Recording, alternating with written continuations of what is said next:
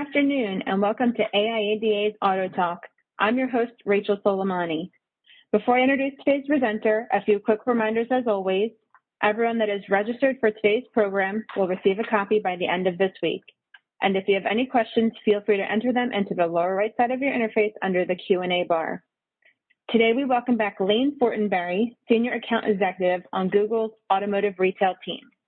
A fun fact about Lane is that prior to joining Google, he held manager positions in every department of his family's Chrysler Jeep dealership in northern Detroit. So he gets dealers. Lane, I know you have a lot of information to share with us, so take it away. Hey, thank you very much. And thanks everybody for joining today. Really looking forward to covering this content. So I'll go ahead and introduce myself. Thank you for the great introduction. I've been at Google about 7 years now. I believe I've met some of you in person. Some of you I have yet to meet, but looking forward to a post-COVID world where we can all get together and hoist a few drinks, alcoholic or otherwise. So today we're going to cover a couple of topics. First, we're going to do e-commerce, and then we're going to talk a little bit about the new car buyer. And this is some research that's hot off the presses from our Google analyst team. It's where we kind of took a survey-based approach similar to our annual path to purchase study. And we wanted to learn and segment out those users who have never bought a car. They're just coming into the car market maybe for the first time in a long time or for the first time ever, and figure out what's driving them into market. Because one thing we've been noticing, and in our Google search data, and you'll see the data today that shows this, is that we have, with the COVID pandemic and the great shuffle that's going on, mass exoduses from metropolitan areas, people wanting to move to an area where their mass transit is no longer available to them. What is the psychographic and what is the mind of those consumers like? So we're going to talk a little bit about that today. But without further ado, I'm going to go ahead and jump right in. Anyone take note. If you have any questions on anything today, we're happy to take them. Go ahead and enter them into the chat or service them directly to my email here on screen. Right after the session, we'll be happy to follow up with anything you guys might have. So jumping right in. And this is something that you have all been living over the past, we'll call it 6 months, is online retailing and this digital transformation. And we look at some of the third-party data. When we talk to a lot of the consulting firms we work with, one thing we've been seeing across data points, across OEMs that we speak to, is that really we vaulted about 5 years forward in consumer business digital adoption in a matter of about 8 weeks. And again, I think the collective blood pressure of everyone listening today has definitely been coordinated with that a little bit. But it's a transition that has really opened our eyes in the industry to a lot of new dynamics. We have some stores moving to a single point of contact for sales and service because so many other customers are adopting digital options. We've got some stores that are literally taking what their internet department was, and it used to be this BDC was separate from the sales floor, and now everyone's back onto the same team to handle the influx of digital they've got coming, as well as new training required for personnel. But we've really vaulted forward quickly.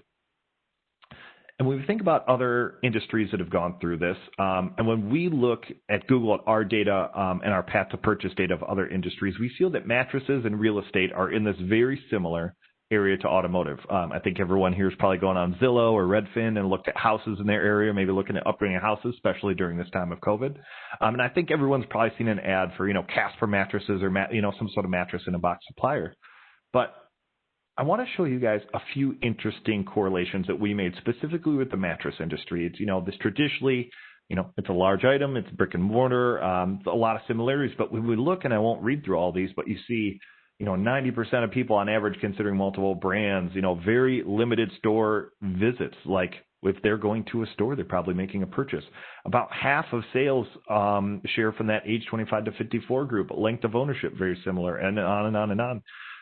And the reason we did this comparison is when we look at digital disruption, the mattress industry has definitely experienced that. But we have a phenomenon at Google as industries, and we have data, and this is just two comparisons I'm going to show you guys today, is as industries move towards e-commerce, we tend to see this hockey stick up and to the right trajectory where it just keeps on going as the customers realize, oh man, I can buy this online. This is great.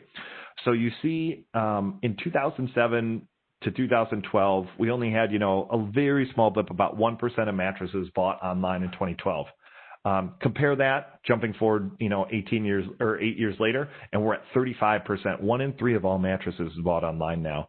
And we're seeing a very similar trajectory with automotive, and we expect to see that hockey stick shape up and to the right trajectory continue going. So there's a lot to cover today and a very lot of discussion in the industry going on around this. A couple more interesting stats, and this is directly from your Google search team, is that dealership near me and dealers near me searches are up 23% in the past 2 months. And that, again, that's August, so just last month, versus, June 14th through August 8th.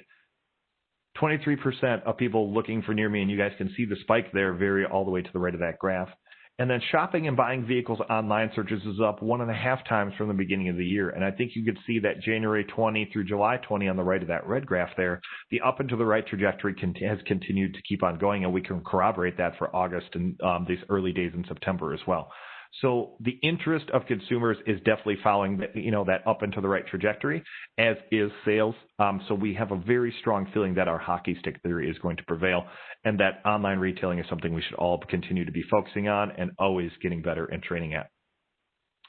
And we believe the path forward is to offer choice, which is what many of you are doing today. We have many people who are choosing the online retailing option, but we still have a very large amount of customers. 90%, in fact, who still, so far today, based on sales volume year to date, that still want that traditional car buying experience. But we're seeing, it's a difference in every market that we look at. So we think being ready for both scenarios is the right move. So what are we going to call selling a car online? We've heard online retailing and e-commerce, but what we think, and this is just a Google survey that we decided to send out, and we asked consumers, what terminology does your client use when referring to selling vehicles online? And this is actually, and when I say survey, this was a few different online automotive ad agencies we worked with. About 40% of customers they work with use the term online retail, whereas about 28% use e-commerce. So it feels like online retail is probably the terminology that's here to stay, as the early adopters have all flocked at as well. And when we look at the complexity of the ready-to-buy process, it contributes to why it's hard to agree on what selling a car online is. If you look at the different areas, and we're all painfully familiar with these from years and years in the car business, finding the car, kicking the tires, making the deal, there's all different parts and different providers within the industry now that are all offering different solutions in each of these spaces. I mean, think about all of the different service scheduling tools, online retailing tools that we've recently adopted, which ones integrate with Route 1 and different financing options, vehicle delivery, shipment. It's kind of this quagmire right now. We're very in the early, it feels like the early days of the internet, but, sort of tailored right towards the automotive industry. And this is very interesting as we start to look at the data. Online retailing for auto. So we think that purchase journey is mostly completely executed online, which is nothing new. We've been seeing that phenomenon over the past decade. And the transaction or sale of a vehicle is kind of on that right-hand side. And it's really the area that is starting to move online. And we feel that online retailing will take more and more of a front and center stage in the industry. So what should we do about it?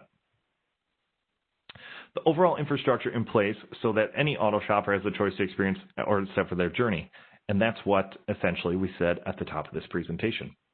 So a few stats to show why we should care about this. So auto buyers are driving the change toward a customer-led frictionless experience.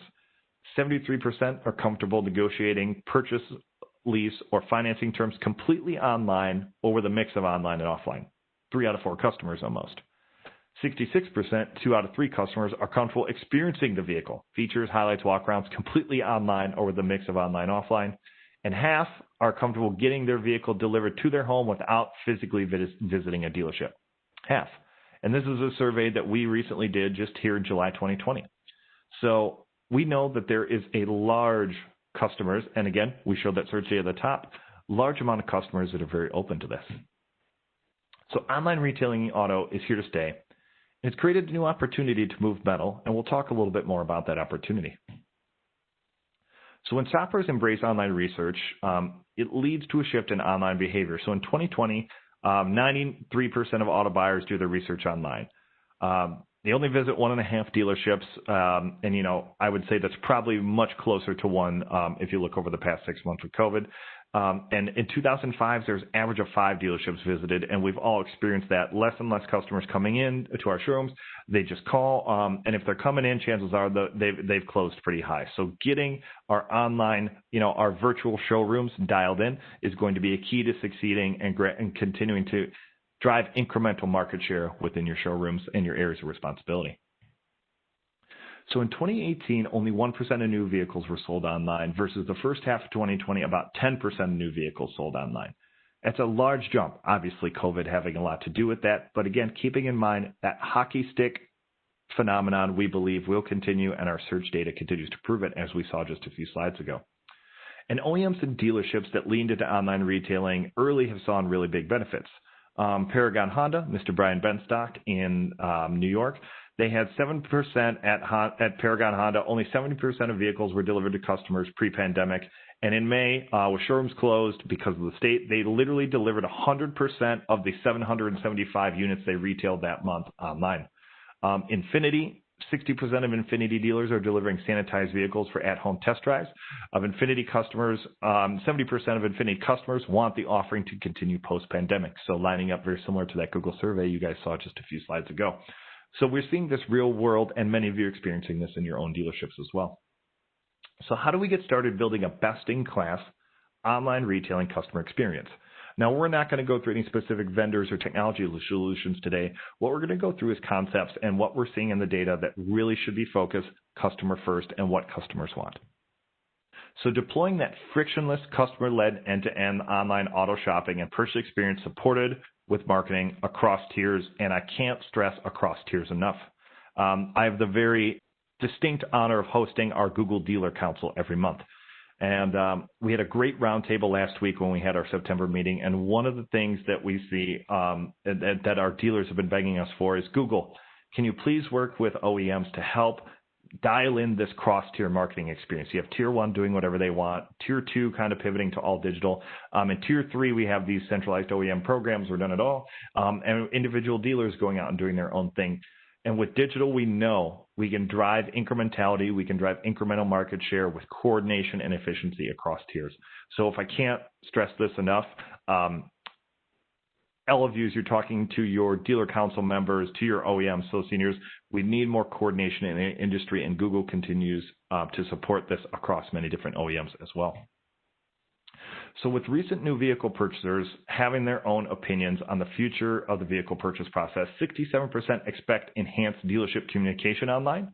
Many dealerships and many of you on this call have definitely pivoted to using FaceTime, Zoom, any sort of video conferencing solution to be able to talk to your customers wherever they want to talk to you from. And 65% of customers expect to have more online options to purchase a vehicle. So the more chat, video, the more you can bring the sales experience online. And this, again, is corroborated by these stores that are moving to a single point of contact. If I can get my customers' logistics figured out via video conference, via chat, via email, once they get to the store, that's where my technicians, my parts people, my body shop, that's where my trained professionals are going to bring the customers that fantastic consumer experience and quality that they're used to from each of your dealerships. And focusing on establishing a foundation for your online retailing solutions. And what do we mean by that? So prepare for the future by constantly innovating and always trying new things is very simple. So always rethinking your measurement strategy. One thing that we are very big proponents of at Google is online to offline measurement. Many customers we know today, they're not going to call or submit a lead before they come into your store. They're just going to come in. So how do we use things like store visits built into Google Ads and many other providers offering similar online to offline measurement as well? But how do we do the best measurement? Again, aligning efforts, working with your OEMs and your dealer ad associations to make sure there's coordination across those tiers. And then again, leveraging the power of those programs, those dealer co-op programs that many of you are participants in with your individual OEMs. And coordinating all those together. So if you rethink your measurement strategy, the OEM, what actions should they be measuring during the research journey versus what should dealers be measuring? And this is where it gets a little interesting. If you think about KPIs, your key performance indicators, or HVAs, high value actions, you want those to reflect the online research and transaction steps. So thinking about just very simply using Google Analytics or any other analytics suite, have you tagged all the actions that can now happen online due to online retailing? So if we think about how digital marketing, and I'll pause here for a moment, think about how digital marketing has changed literally over, we'll call it the past 3 to 4 years, is we're seeing a lot of automation and machine learning come in. Specifically with Google, we see this very heavily in what we call our smart bidding systems.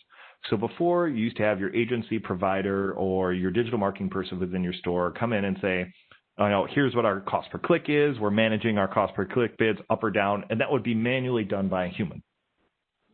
Now, with tagging and all these conversion actions, especially with online retailing, if someone is checking out and actually completing the vehicle purchase online, we should have our analytics suite being able to recognize that action, feed it back into your digital marketing system, and make real-time automated bidding decisions based on that information.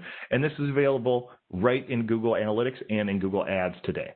Do you have an analytics solution that understands that customer journey process across the tiers?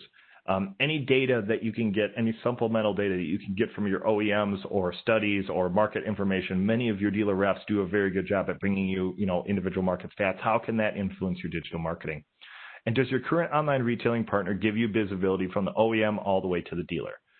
This is something I think OEMs and dealers should band together on and be demanding, and that information should be shared across the dealer networks. And then again, as we've harped on in this entire presentation, aligning efforts across tiers as the market moves more and more towards digital retailing is going to be monumentally important, not only to reduce waste, but in the other direction to drive incrementality and maintain and be aggressive in maintaining and gaining market share, not only in your own local market, but as a brand and nationwide OEM. So OEMs perform the best when they drive awareness and consideration. Super Bowl ads is the easiest, but think of like big vehicle launches. Big shout out. I mean, I think almost all of us have seen many of the vehicle launches, thinking Acura, the TLX, Ford with the new Bronco, Ram with the TRX and the Grand Wagoneer. I mean, they just go on and on. All of our OEMs are really stepping our game up, and this is where that heavy media weight should be being placed. Driving awareness of these new things that are coming out. And with this digital age, I mean, think about how much TV consumption. I mean, I think during the Emmys, they had their all-time low ratings for Emmys broadcast ever, and most of the winners were from streaming services that now have a paywall. So you have all these hours and hours and eyeballs that you used to be able to get mass awareness from with TV. They're not ad supported anymore. They're behind these giant paywalls. So with those OEMs having a coordinated strategy to drive an awareness and consideration where those eyeballs are, it's very self-serving in Google to say this, but it's not wrong. YouTube is one of the best platforms for driving those eyeballs these days. So getting that awareness out. And then the dealers, you guys do what you do best. Drive lower funnel sales actions, and that's being ready with those search dollars, being able to run your search ads and have those keywords lined up. If your OEM is going to have a new big vehicle launch or have mass media in the marketplace, that's going to drive people to go on Google search and search for your brand and your models and your OEM. We have the data to prove this. So being coordinated as dealers when there's those giant launches coming into market, and content on your websites and YouTube channels as dealers to go along with that. That way you have relevant messages to say to your consumers as they're going online in those moments that matter, and driving them into your stores. So again, coordination. And integrating and coordinating leads by distinguishing strategies by tier. Are your OEM and dealer websites and marketing strategies wasting time and money by competing with each other? 69% of new vehicle purchasers inform their decision with OEM sites, while 43% of new vehicle purchasers who reached out to dealers without visiting the location were checking inventory. So again, really dialing up inventory. And one thing I'll pause again here, and this is something where Google needs to do a better job, and we're starting to roll this out. And you'll see a big push from Google in 2021. We are going to be bringing, and I'm telling you this, we're committing to bringing inventory solutions to the marketplace. Nothing to announce today, but I can commit to you that we are doing a tremendous amount of work in this area. And we actually already have solutions that you can leverage today. I don't know if you know this, but I do want, if you're sitting listening to this webinar and you want to take one action away, and just one thing that you're going to try next week, I would recommend doing the following. Google has a product that is called dynamic search ads. Many of you probably know about these. Some of you may not. But essentially, it's Google search ads without keywords. You can either give it URLs from your website to automatically match to, but one thing that we've seen a great amount of success with is inventory feeds. All of you have inventory feeds, whether it be through HomeNet or some other provider. But think about, you can take those inventory feeds, have your inventory provider send them to Google via secure FTP transfer. Again, I gave you guys all my email address at the top of this, so if you have any questions, I'm happy to direct you wherever you need to go. But literally, you can target your Google search ads without ever typing a keyword into the Google Ads interface again, and using just your inventory to have the Google system match to those long tail keywords. Think, 2017 Audi S8, or, just those very long tail keywords that you might not be picking up. You can show those inventory, drive those inventory landing pages within Google search right there. So again, it's very technical and in the weeds, but I do want you all to try these new things and be thinking about ways, how can you get your inventory out there more and more in front of those users?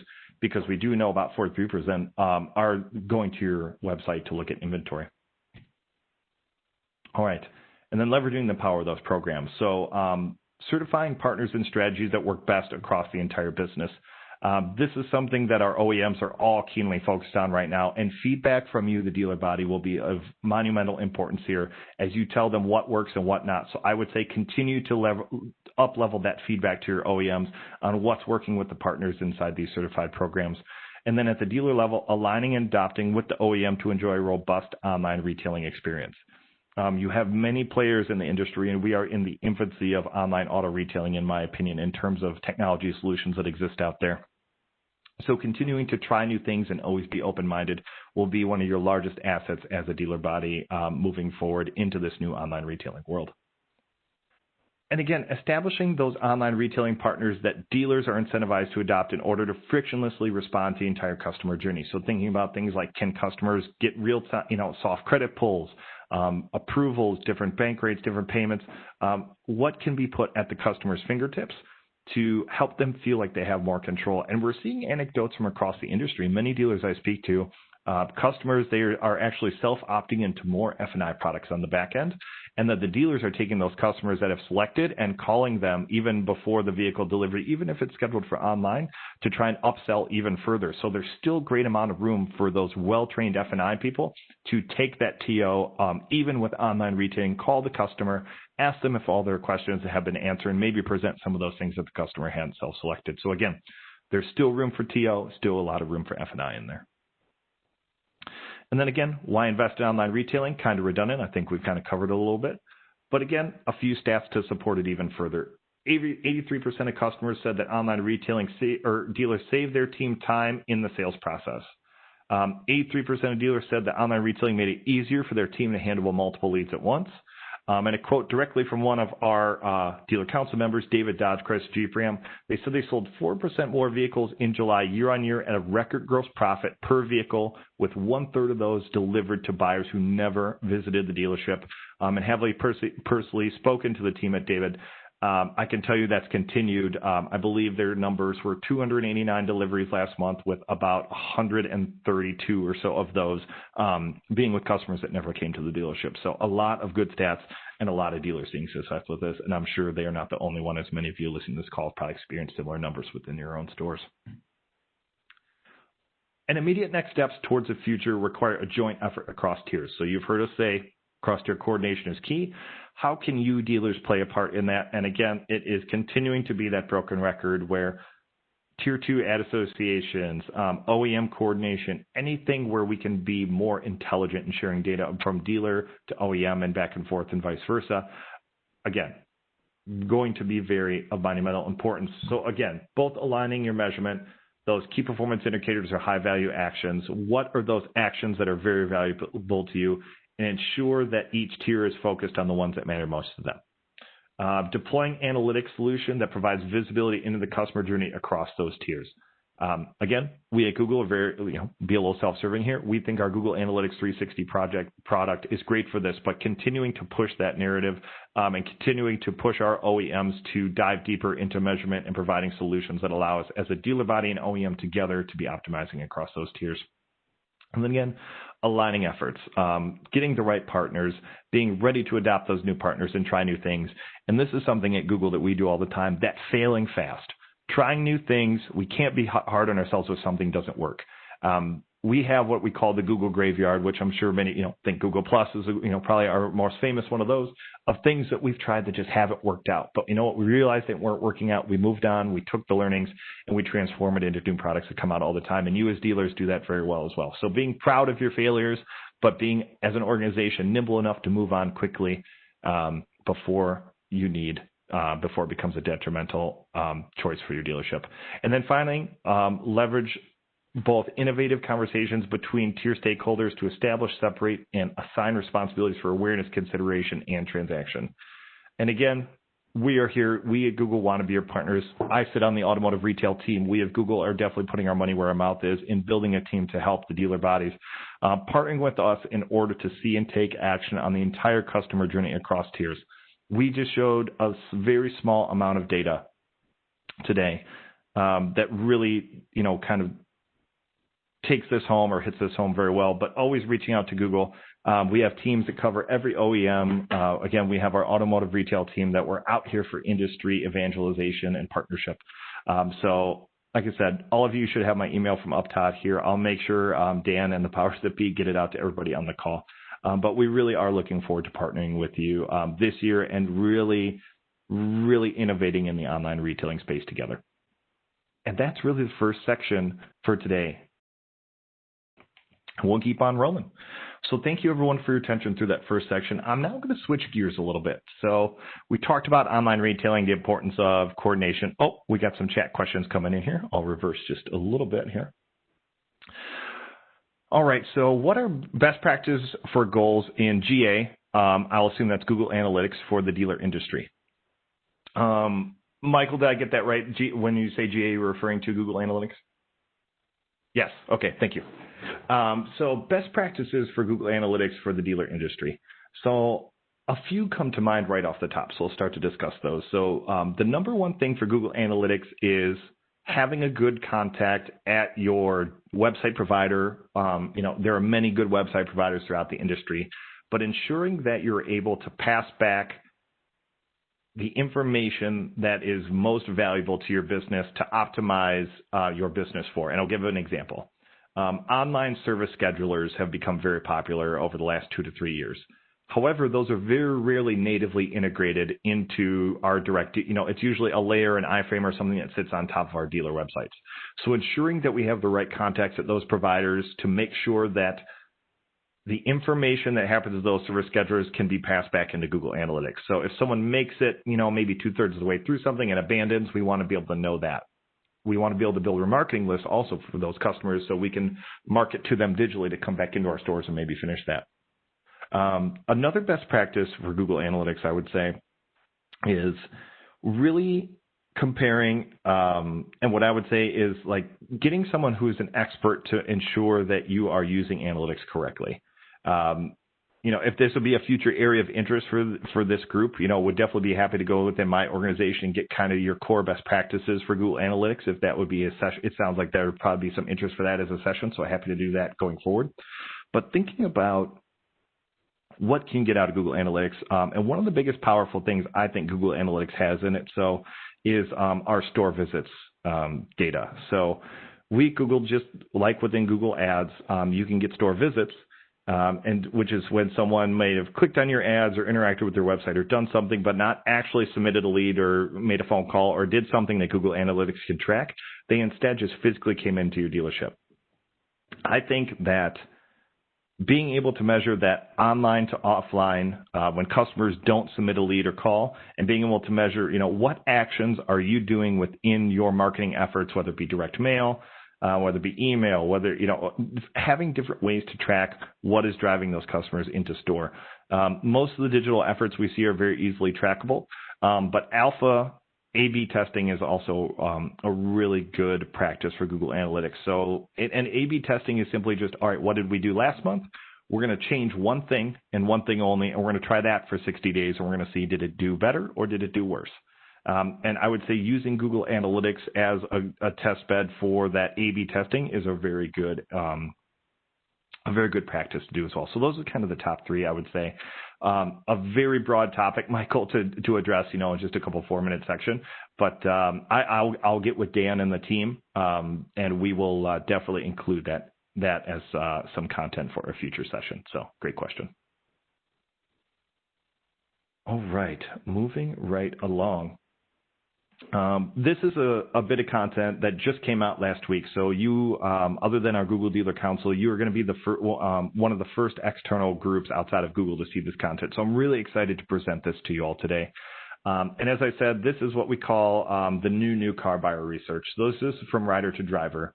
And this, again, does contain Google confidential information. So you all will get a copy of this. But again, don't share this too widely. We want to make sure you all have it within your organizations is fine. But we'll kind of jump right in and we'll get into this. But I'll preface this research as I did a little bit up top and say the COVID-19 pandemic is causing this great reshuffle. People moving out of big cities, people moving to different areas within big cities. But either way, whether or not they're moving, this sort of aversion to public transport or the want to have their own sort of sanctuary, which is, motor vehicle ownership, is also large factors that are driving people into the auto market that have never been driven in before. So we're going to go through some stats and some interesting insights that we were able to gain, not only through Google search data, but also through surveys that we sent out specifically to customers that we pre-qualified as they were either the first time buying a car ever and never planned on buying a car before, or it's been, a very long time and they had not planned on buying a car, and it was this pandemic that drove them to buying a car. So we'll jump into that research right now. And again, Michael did a good job, but anyone who has any questions, go ahead and feel free to throw them in that chat bar on the right-hand side. I can see them as we're rolling through this. So without further ado, here we go.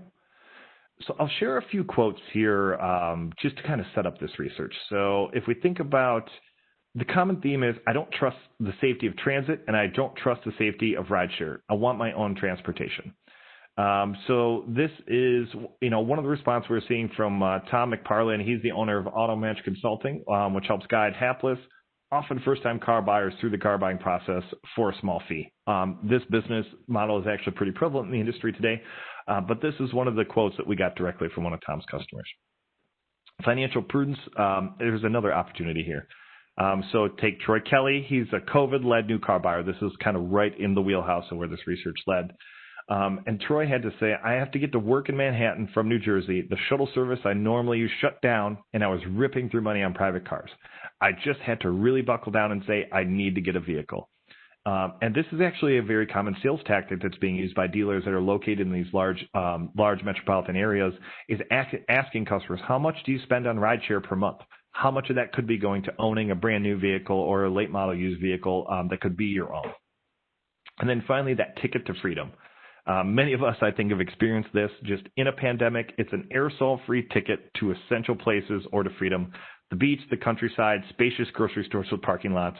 And again, this came directly from Foster Kramer. He's the author of an article that he interviewed a bunch of people of the New York Times, The Great Gotham Vroom Boom of 2020.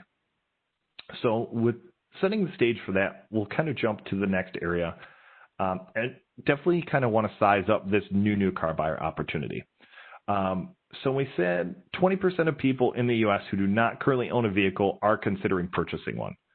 And when we do the math on that a little bit, we'll find out it's about 15.7 million people ages 25 to 54 do not currently own a personal vehicle in the U.S. So based on that math, the potential auto intenders among young adults aged 25 to 54 who do not own a vehicle is 3.1 million, or in other words, 3.1 million new possible customers coming into the auto industry to buy a vehicle. So this presents a rather enormous opportunity, as it's almost 1% of the entire U.S. population we're incrementing into the new car industry, or into the vehicle industry in general. The new car buyer is ready to take the wheel with a different perspective on ownership. So what's happening? So the uncertainty of the pandemic has created this new breed of global new car buyers. The I didn't think I needed a car buyer, who only now realize the safety, value, and freedom that comes with owning their own car. Automotive marketers have the opportunity to think and rethink their strategies to bring in a new breed of buyer and drive loyalty. And our approach to understanding this new segment of car buyers. So here at Google is what we did. So we took and we interviewed 6 new car buyers across age groups and genders who don't currently have a car, are considering purchasing a new car, and live in the U.S. or Germany in this case. The surveys, we had a control versus experimental group. So the control group were typical new car buyers, are consumers who currently own a car and would like to purchase a new car to replace it, the customers most of us see on a regular basis. And then the experiment group was the new car buyer, where they answered one question in a survey that said they don't currently have their own car, and COVID-19 has influenced their decision to consider purchasing a new vehicle. And those who are moving from rider to driver differ from the typical new car buyer in a few key ways. So the first one is demographics and vehicle types, who they are and what they're leaning towards. So the new car buyer tends to be younger, more urban, more open to EVs and plug-in hybrid electric vehicles. So that's an interesting area where having something to say as a dealership and having experts on that topic, many import brands across this portfolio of dealers listening to the call today are coming out with EVs and plug-in hybrid electrics. So having something to say and even advertising there could be a good way to be drawing these customers into your dealership right now. So if you haven't had any marketing going out to the EV crowd yet, might be time to start thinking about that. They're more open to sedans, where we've seen this exodus away from sedans. OEMs, think about Ford, not even marketing and making them in North America anymore. Or many of our import brands continue to be very, very bullish on sedans. And this group fits right in there. They're more open to sedans than your typical buyer. So again, cranking back up that sedan marketing, as well as considering a wider range of car types. So think about our typical new car buyer is, they've had cars before. They kind of know what they want, or they know what they don't want, they want to move away from, and they're, very kind of narrow in their consideration range. Whereas the new car buyer is considering a very wide range of car types because they actually need to figure out what kind of car they need for the first time. So being very thoughtful and being very empathetic and being very kind to these customers walking through that process is of monumental importance for your sales teams who are working with these customers, and just asking the right questions. We at Google call them impact questions. What are these simple 2 or 3 large impact questions I can ask a consumer in order to help them drive to the right purchase decision? Number 2 is vehicle features, what they want from and in their new car. So the differentiators of the new car buyer is they want vehicles to handle the unexpected, weather, terrain, large items. So they don't want to be surprised and get into a situation where they bought this new car and then it won't work for them. The kind of Goldilocks is, not too big, not too small, just right. But helping ask those impact questions of, many new car buyers are probably also new homeowners, just moving into a new place where they may be remodeling and doing something like that. So bringing the Home Depot conversation, are you doing any remodeling on your house? Those kind of questions are always good for this audience and as qualification questions on the showroom floor. These customers place a higher value on features they might need. So, it might be they might not be your pickup truck buyer, but CUVs and SUVs might be a great fit for this crowd as they have features they didn't even know they needed. Bluetooth, blind spot monitoring, radar cruise also might be things that these buyers don't even know existed. So making sure that those feature benefit presentations are still being done by our salespeople, right in kind of that sales training 101 thing. And more image conscious. These buyers are, their car is part of their personal image. And so making a big deal about that car, about having that new car purchases and making sure and reminding them how cool their new car is that they're getting. Number 3 is how they do research. This new car buyer search and OEM websites are still number 1. So very similar to the traditional new car buyers, we see a lot of traffic on OEM websites as well as Google search. This audience does skew a bit heavily more towards YouTube and experiencing all those new cars that they're considering with walk-around videos, third-party reviews, OEM reviews on YouTube. They do a wider variety of searching on YouTube, so they might be going a little bit deeper to see, is there a local influencer in their area, or is there someone they trust or someone they've heard from before that is, has an opinion on this car or something. And they're more social as well, using more social media and a little bit less on the dealer website side. So they're not essentially going and pouring through inventory like we see normal new car buyers do. They're taking a little bit more time in that upper funnel piece of the research process to try and figure out what car is the right fit for them. And then finally, number 4, purchase and financing. So getting and paying for their new car. This group is very worried about financing. They probably never had to do it before on a vehicle. Getting approved can be a big area of anxiety. So making sure that the F&I process is as seamless as possible and reassuring your customers that, hey, we have customers of all different credit backgrounds and types.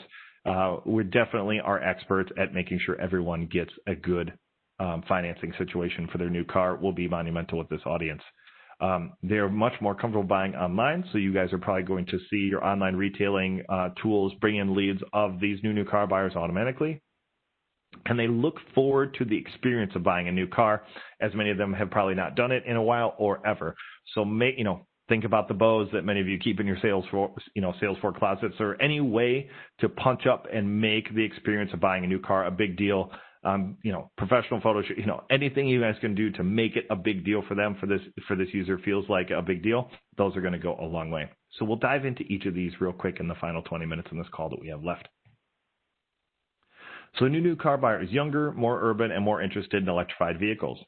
The emerging segment of new car buyers is more likely to be in that 18 to 34 years old, living in an urban area. So think Gen Z and millennial. They're much more open-minded to hybrid and electrified vehicles than the typical new buyer. They're 1.3 times more likely to be in that 18 to 40-year-old range. They're 1.2 times more likely to be living in an urban area, and they're 1.3 times more likely to consider a battery electric vehicle or a plug-in hybrid than the typical new car buyer. So adjusting your marketing in to account for these messages, as well as what are we talking to them about and who are we talking to from an age bracket perspective, and where are we talking to them. So just little nuances within your marketing setup that you may want to tweak as you think about going out and attracting these new car buyers. They know what they want while also being open to new choices, which sounds like a bit of a silly statement to say. But over 75% of these auto shoppers had a specific vehicle model in mind when they wanted to buy at the start of their purchase journey. And despite this initial certainty, they consider a wider range of vehicle segments and engine types than a typical new car buyer. So very similar to our typical new car buyer, they do land, they think they know what they want, but through the amount of consideration they do, they may end up being very easy to switch to something else. The new car buyer interviews all confessed, in the interviews we did, all the new car buyers confessed to a lack of knowledge about cars, with the "I'm not a car person" as a common phrase. So that is one thing that they all share in common based on our research, is they identify as not being car people. So that is an area where having very kind salespeople who, don't speak in a condescending manner, very open and happy. So I'll read a quote down here at the bottom right. This is one of our interviewees, Elijah. He's 29 from Austin, Texas. He said, "I'd really like to get a Honda Civic. I like lifts that are Honda Civics. I'm not a car guy, but my best friend is. I would definitely consider something else that he thinks would work for me." So another great tip for your sales folks right there is asking these new car buyers, do you have a friend that really likes one of their cars? Anyway, being able to bring that element into the sales process. So the average number of vehicle segments considered is 3.2 versus 1.5 for the typical new car buyer. So again, that's not nameplates, that's segments. And then compact/mid-size sedans are the number one most considered vehicle segment among the new car buyers.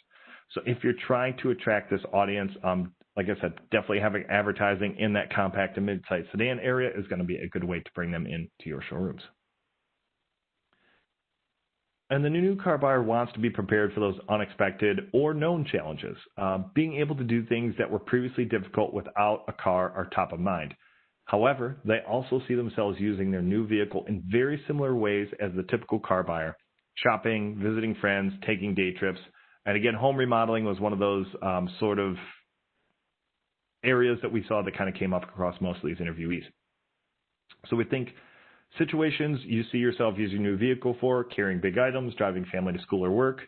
And then they also have a greater importance placed on the vehicle features and capabilities that help them be more prepared for unexpected circumstances. Four-wheel drive and all-wheel drive is a great way. Towing capabilities as well. So being able to have these conversations. Another quote, Vera, also a 29-year-old parent, and she lives just outside Berlin, Germany. I'll use my car to drive my kids to school, especially when it's cold and rainy, and the public transportation is not always reliable. Also go to the grocery shopping and to the hardware store to get items for the new home we just moved into. Again, I don't have any more verbatims in this presentation, but that was a theme that many of these new car buyers are doing that home remodel. So being able to have that conversation, also very important. And they think they need everything in their new car and are often more image conscious. So while the average new car buyer is only slightly more likely to place a higher level of importance on the image their new vehicle portrays, this is a factor and clear differentiator from the typical new car buyer. They're more likely to rate any feature as important to their purchase decision since they have not been through the purchase process as often as the typical car buyer or at all. So a sunroof, leather seats, those can all be things where it could be just as important as all-wheel drive or the actual segment that they buy. So any of these items can be of monumental importance. And brands have the opportunity to stand out from the pack by highlighting the differentiating features in the vehicles. And this is something as dealers you could draft behind as well by taking the OEM messaging or having really good creative on your YouTube channels, websites that highlights the features of these vehicles. And 8 in 10 new car buyers value a variety of available accessories for their new vehicle. And new car buyers think that the image of the vehicle portrays is very important. So again, a great opportunity as we think about after sales and F&I, making sure and having the accessories conversation with these buyers is going to go a long way. And because they're younger and know less, they use more online sources to get different perspectives. The top sources they are turning to, as we said, are the OEM website, search engines, dealer websites, and are the top three for both groups. However, they're less likely to utilize dealer websites. An interesting dynamic there that we were not expecting really when we interviewed this group. Kipping off the next tier of sources for both groups, the new car buyer is 1.2 times more likely to turn to YouTube in their research process and 1.5 times more likely to utilize social media for information about vehicles. So getting any of that great content you're creating for YouTube or your website, making sure it's getting out to all of your social channels as a dealership is going to be a great way to drive incrementality and get within the mind share of these groups. The average number of online information sources used by the new car buyer is 2.7. So they're going to many different places on the internet to research. And we'll read another quote, a 32-year-old from Berlin, Germany. I want to be well informed, but don't want to have to put in a ton of time understanding if it's an unbiased source that I can trust. I like to read overviews from a few different sources, then use forums to understand the experience of having the car. Watch some shorter videos about the cars I'm interested in, but I will also talk to my friends to hear their perspective. I can't stress shorter videos in that statement enough. Many vehicle walkarounds we see today can be 12, 15, 20 plus minutes long on YouTube channels. I think the vehicle walkaround sweet spot is much closer to 2 to 3 minutes. Just the attention span of this audience is not going to be there. So very focusing deeply on making that very short, we call it snackable content. What is something you can post to Instagram or Facebook or something that you can get someone's attention, convey the message, and differentiate yourself in a very short period of time?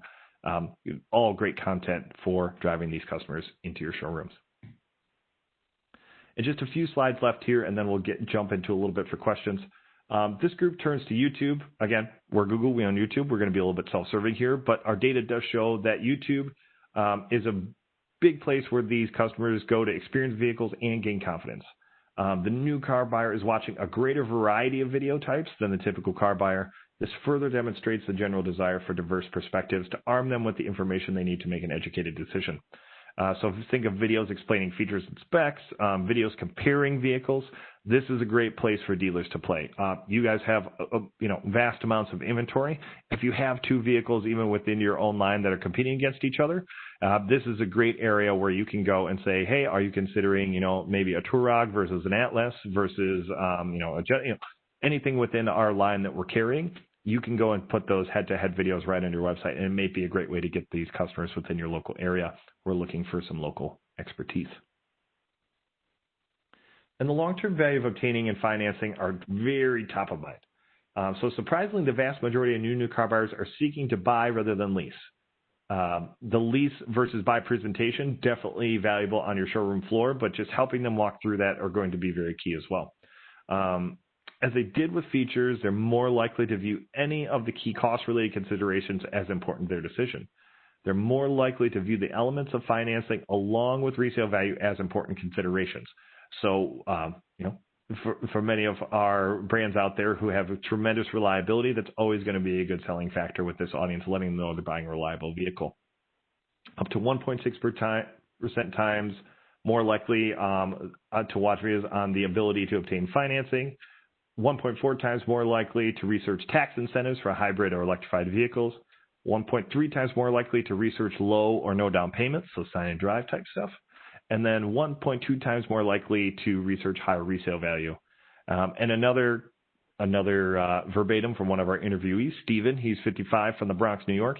He's open to a lease, but I think I'm going to buy my new car and put some money down. I've never had a car, so I'd like it to really be mine. I see myself keeping it for a while. So having, again, that lease versus buy conversation can be very good for these. And every step skews online except experiencing the vehicle, which favors a dealership visit. Across the key steps for the purchase process, experiencing the vehicle is the only piece that most of the new car buyers felt had to be done at the dealership rather than from the comfort of their own home. So while they do consume a tremendous amount of this content on YouTube, they still want to go and experience these vehicles. And this group was 1.5 times more likely to be open to completing the entire purchase process online compared to the typical new car buyer. But, and this is the big but here, they still want to experience the vehicle in person. So making things available like at-home test drives, playing up the amount of sanitary, the vehicle is disinfected, we can bring it right to your home for you to experience it on your own, can be a very good selling factor for this group.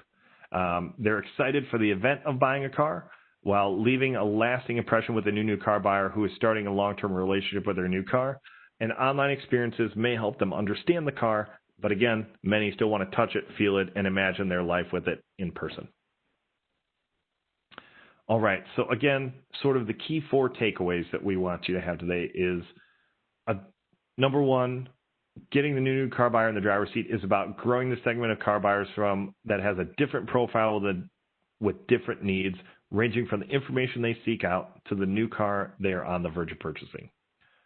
Reaching them by mass, addressed with a message that reflects buying motivations have changed. Leverage age, younger, and geographic, more urban targeting, combined with in-market or affinity audiences to reach those more likely to be a new car buyer. Again, right within the Google Ads platform, we have these audiences preset for you. And if you have any questions, again, please reach out. We're happy to walk anyone through getting that done and connect you with an agency that can do so. Number 2, showing these customers, quenching their thirst for information by showing them what your brand and your vehicles have to offer using their language, rather than the technical car guy terminology. So plain English is very important to this group, or plain language of their choice. Highlight the differentiated features and capabilities of your vehicles, knowing that all features are new to them. Reassuring this group, number 3, with greater concerns around the financing process, reassure them with clear resources explaining it. This might be one of the reasons why these customers are so leaned into the online car buying process. It's very easy for them in a non-threatening way to compare payments, compare buying options. I know this might be a naughty word for this group, but Tesla actually does a great job doing this on their website, where you can compare buy versus lease versus loan in a very easy way with just a few clicks of the mouse. And then empowering this group by enabling that process online, where you can complete these key steps where they are most comfortable at home. And then number 4, finally, exciting this group while they want to complete many of those key steps online. The feeling and excitement that both come from the test drive and the first drive off the lot as a new car owner are very important to this group. How can you make this experience memorable and turn that new car buyer into a existing car buyer that's a loyal customer for your store? So all things to consider at the end of this research. And again, I won't read through all of this. We'll be sending out this deck, like I said, to the AIADA. But these are just some creative and media recommendations. So if you think about targeting with a combination of mass reach and detailed demos, later on age, geographic, urban, and household income targeting where available, to typical affinity and in-market audiences is what we always use. Again, highlighting features, capabilities, and exterior style in the creative, and then teaching these customers about the car buying and the car financing process are all good things to consider when we're trying to go out and drive marketing towards these individuals. We just went through a lot. We did a whole 54 minutes I thank you all for your participation, for your attention today, and we will leave 6 minutes here at the end. If anyone has any questions, or if you just want open to any top of mind things, you guys have me until the top of the hour. So happy to pause here and open it up to the group. Lane, I see that someone has wrote in, do you think that the aversion to lease is due to lack of knowledge on how leasing works? Yes. So I will say it's probably due to two things. And based on our research and the data that we saw, it's probably number one, first-time car buyers, if they feel like they want to own a car. It might be the first time they've ever done that. I think the aversion from leasing also comes from probably, yes, and just to your theory, a lack of knowledge on the actual process itself. So yes, I think that is a very good insight right there.